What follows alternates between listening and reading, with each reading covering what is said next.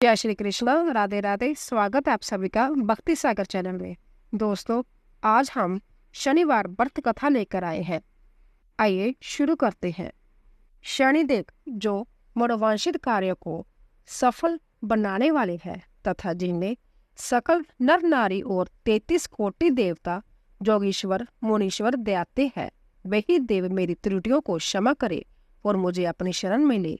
मेरे मन में आपके प्रति अगाध प्रेम है। यह बात सर्ववादित है कि जो लोग शनिदेव को दयाते हैं उनके सकल मनोरथ सफल होते हैं, तथा जो ऐसे देव को भूल जाता है वह इस संसार में दुख पाता हुआ नरकगामी होता है और अगले जन्म में पशु की जोनी में जाता है। जो कथा मैं तन मन से कहने जा रही हूँ उसे आप भी सच्चे मन से ग्रहण करें। एक बार संसार में चारों ओर पूजे जाने वाले नवग्रह एक स्थान पर इकट्ठे हुए, परस्पर विविध प्रकार से वार्तालाप करने लगे। जब बात घूमती हुई इस बात पर आ पहुंची कि हम 9 ग्रहों में सबसे बड़ा और सर्वाधिक पूजनीय देव कौन है, तो प्रत्येक ग्रह देवता संज्ञा को बड़ा कहने लगा। इस बात पर जब बहुत देर तक वाद विवाद होता रहा और कोई निर्णय नहीं हो सका, तो जब तय हुआ कि चलकर इंद्रदेव से इसका निर्णय कराना चाहिए। अंत्य वह 9 के 9 ग्रह इंद्रदेव के समक्ष उपस्थित हुए। उन सबकी बातें सुनकर इंद्रदेव भी सोच में पड़ गए, किसे छोटा कहे और किसे बड़ा, किसकी श्रद्धा के पात्र बने और किसके कोप के बाजल। अंत में सोच समझकर वह बोले, मैं अल्प बुद्धि इस बात का निर्णय करने में असमर्थ हूँ। मुझे तो आप सभी बड़े नजर आते हो और मैं सभी का आदर सम्मान समभाव से करता हूँ। इस प्रकार नवग्रह संतुष्ट नहीं हुए और हट करके कहने लगे कि इसका निर्णय आपको अवश्य करना चाहिए। तब देवराज बोले, आप लोग मृत्यु लोक में जाइए। वहां एक अत्यंत न्यायप्रिय राजा विक्रमादित्य राजा करते हैं। आप उनके पास जाइए, वह अवश्य आपका कोई ना कोई उचित निर्णय कर देंगे। इंद्र से निराश होकर नवग्रह मृत्यु लोक में जाने को तत्पर हो गए। देवराज इंद्र ने जब उन्हें वहां जाते देखा तो प्रसन्न होकर चैन की सांस ली। इस धर्म संकट से निकलना उनके लिए सचमुच ही बहुत मुश्किल था, पर अपनी चतुराई से अपने ऊपर आए संकट को राजा विक्रमादित्य पर टाल दिया। उज्जैन नगरी के उन दिनों सारे ही भारत में दाक थी। एक तो वह राजा विक्रमादित्य के दरबार में बड़े बड़े ज्ञानवान लोगों का सम्मेलन होता रहता था। दूसरे उस न्यायप्रिय राजा के ओम न्याय से उज्जैन नगरी के सारे भारत में डंका बजता था। स्वर्ग में जब नवग्रहों का निर्णय ना हो पाया तो वह अपने अपने विमानों पर आरूढ़ हो मृत्यु लोक में आ पहुंचे। ठीक उस समय जब राजा विक्रमादित्य का दरबार लगा हुआ था, तब नवग्रह वहां जा पहुंचे। नवग्रहों को इकट्ठे देखकर विक्रमादित्य अपने सिंहासन से उठ खड़े हुए और सभी देवों को सम्मानपूर्वक आसन ग्रहण करने को कहा, किंतु राजा के इस सम्मान को किसी भी ग्रह देवता ने स्वीकार नहीं किया। तब विक्रमादित्य ने प्रेषणवाचक दृष्टि से उनकी ओर देखा तो बृहस्पति देव ने आगे बढ़कर दृढ़ स्वर से कहा, हे राजन, हम जहां पर तब तक आसन ग्रहण नहीं करेंगे जब तक कि आप हमारा यह निर्णय नहीं करेंगे कि हम लोगों में सबसे बड़ा कौन है। राजा अपने ऊपर आए इस धर्म संकट को देखकर पल भर को तो घबरा गया, परंतु शीघ्र ही उन्होंने संज्ञा को संभाल लिया। उसने अपने मन में एक युक्ति सोच ली। दरबार में छोटे छोटे आसनों की एक पंक्ति प्रवेश द्वार तक चली गई थी। आसन ग्रहण कीजिए और मैं सोचकर अभी अपना निर्णय करता हूँ। यह कहकर राजा अपने सिंहासन पर बैठ गए। सिंहासन के निकट ही जो आसन पड़ा था उस पर भागकर बृहस्पति देव जा बैठे। उनके अगले आसन पर सूर्य देवता जा बैठे। सूर्य के निकट ही चंद्रमा और फिर इसी क्रम में बुध, मंगल, राहु, केतु इत्यादि ने भी अपना अपना आसन ग्रहण कर लिया। पंक्ति में 8वें थे भार्गव, किंतु उन्हें भी संतोष था कि उनके बाद शनिचर बैठेंगे, किंतु आसन प्रवेश द्वार के समीप होने के कारण और सबसे अंत में होने के कारण शनिदेव उस पर नहीं बैठे। राजा विक्रमादित्य ने सोचा था कि जो ग्रह उस अंतिम आसन पर बैठेगा वह उसी को विनय और दयाशील के आधार पर बड़ा कह देगा, पर वहां तो बात ही दूसरी हो गई।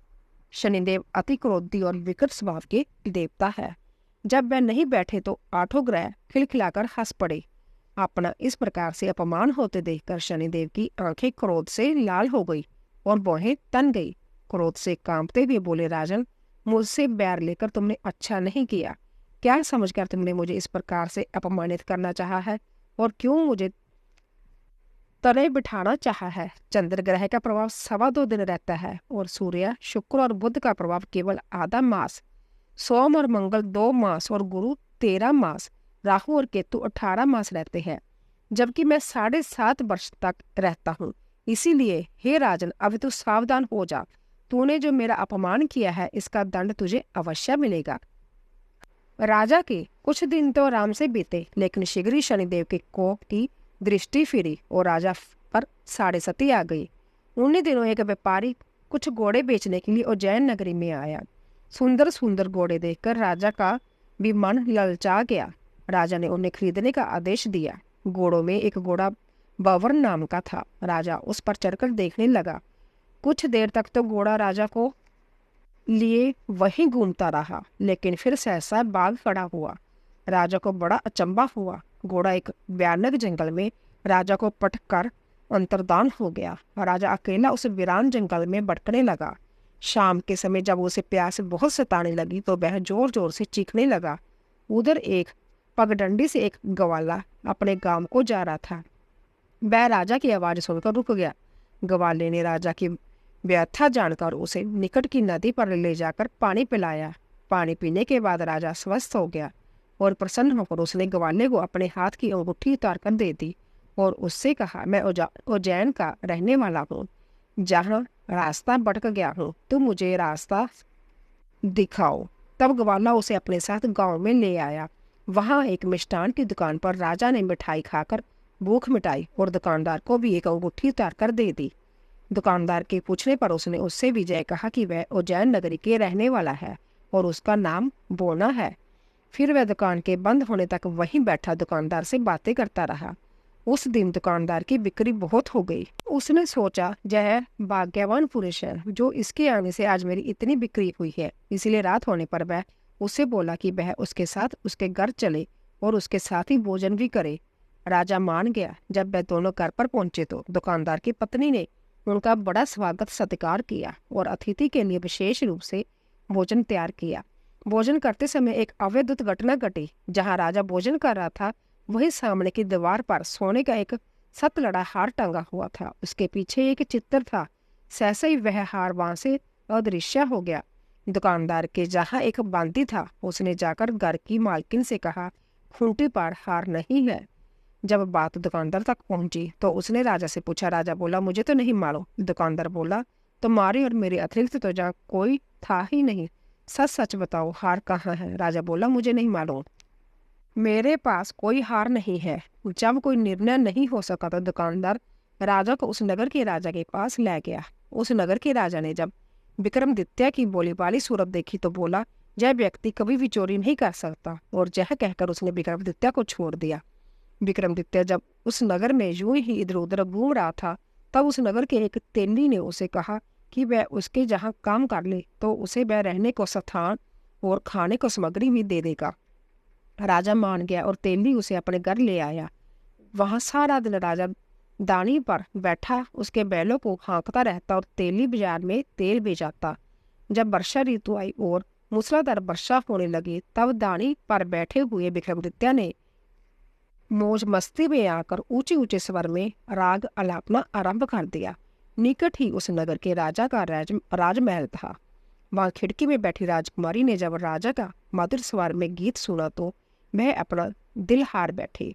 उसने बांदी को पता करने के लिए भेजा। बांदी वहां राजा को गाते हुए देखकर लौटी तो राजकुमारी से बोली कि वहां पर तो कोई अति सुकुमार नवयुवक बैठा मस्ती में आंखें बंद किए गा रहा है।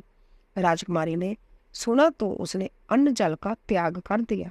रात तक जब उसने कुछ नहीं खाया तो रानी ने आकर उसे समझाया, पर वह बोली कि वह तो उस गाने वाले से ही शादी करेगी। रानी ने जाकर राजा से कहा कि राजकुमारी एक तेली पर मोहित हो गई है और उससे विवाह रचाना चाहती है। राजा ने सुना तो बहुत क्रुद्ध हुआ। उसने तेली के घर से विक्रमादित्य को बुलाया और उसके हाथ काटकर जंगल में फिकवा दिए।